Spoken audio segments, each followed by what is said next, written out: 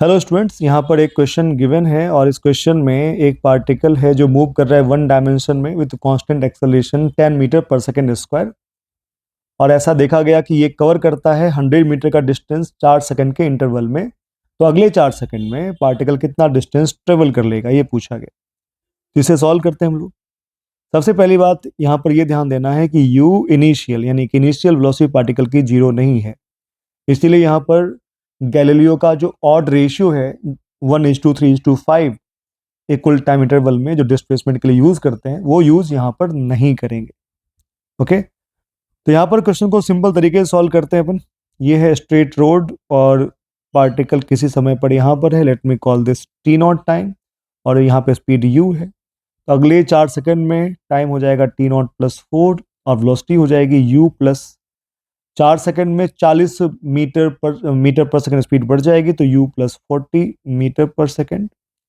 और अगले टाइम में let me call this time T not plus 8 second, right.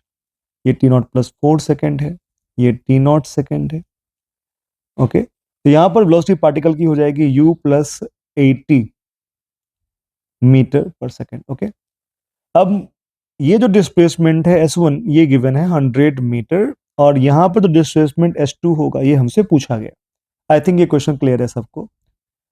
अब मैं एक काम करता हूँ, S1 के लिए मैं एक फॉर्मूला यूज करता हूँ, that is V1 U plus V by two into T. मैं लिख देता हूँ यहाँ पर S equals to U plus V by two into delta T.